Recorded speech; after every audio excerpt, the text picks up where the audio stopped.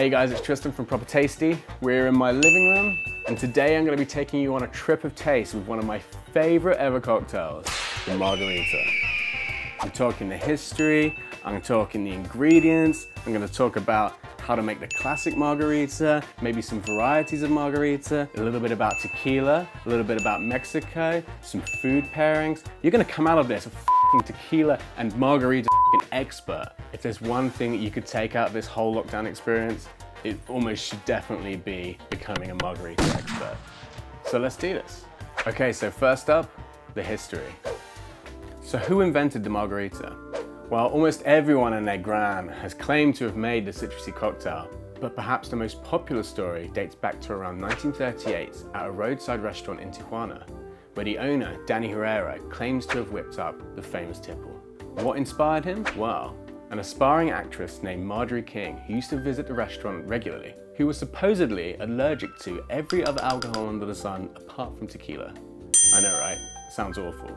Anyway, our man Dan decides to create a new cocktail to her exclusive delight. Thus, the margarita was born. Maybe. I mean, this story is just a drop in the ocean against all of the others that claim to be the first to create this citrusy cocktail. Perhaps you could have called it the Margarita, just to really nail that claim. Either way, we are thankful for everyone who played their part in creating this cocktail. Okay, so let's make the classic margarita. What are you gonna need? So for a classic margarita, you only need 4 ingredients. First up, you'll need tequila. You'll want to go for a blanco, silver or white tequila, which are clear in color and have been either aged for very little time or none at all, and has a clean flavor profile. Typically called the essence of tequila. Next up, you need an orange liqueur. This adds a little bit of bitterness and a bit more of the citrusy flavor. You can typically use Cointreau, Triple Sec, or Grand Marnier. Then you'll need some lime. And if you want it sweeter, a little dash of agave syrup will do the trick. So what glass do you need? So traditionally, a margarita is served in a coupe glass, but it's also served in a whole range of other glassware. I personally don't like using a coupe glass because I end up spilling shit all over the place and they look pretty So for me, I'll use a tumbler. So how do you make it? First, frost those glasses. You can frost your glasses by rinsing a glass with cold water and stick it in the freezer for about 30 minutes. So everybody knows the margarita through its iconic salted rim. But why? So the salted rim balances out the flavors of the cocktail. It brings out the sweetness of the lime and reduces the bitterness of the orange liqueur. It also looks fancy as f***. And for a spicy margarita, you can combine salt with chili powder. So the salted rim isn't for everyone. So if you don't like a salted rim, you can cancel it out. Next up, you want to add a bunch of ice to your shaker. Pour over 50 milliliters of tequila, 25 milliliters of orange liqueur, and squeeze the juice from one whole lime.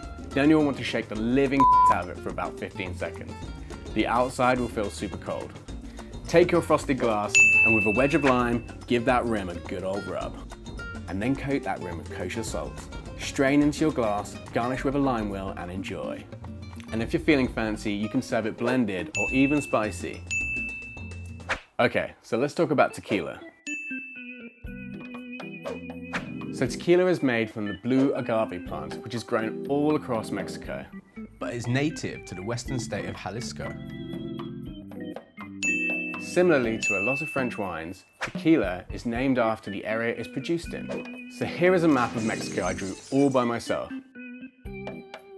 So, Jalisco is here, and tequila is here. Tequila is made in the town of Tequila. Now you may think tequila is produced all over Mexico, but it's actually only produced within the western state of Jalisco, and a few other regions listed here.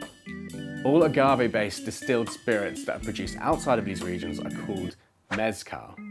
So technically, all tequilas are mezcals, but not all mezcals are tequila, because of where they're produced. Does that make sense? So you can pair your margarita with loads of different foods. I'm talking tacos, chips and guac, why not some ceviche? Or some barbecue wings? Or barbecue everything? Quesadillas, fajitas, grilled meats. It really goes so nicely with food because it is such a refreshing cocktail. Look at it, just look at it. It's juicy, limey, salty, sweet, just delicious. Just the best combination of flavors.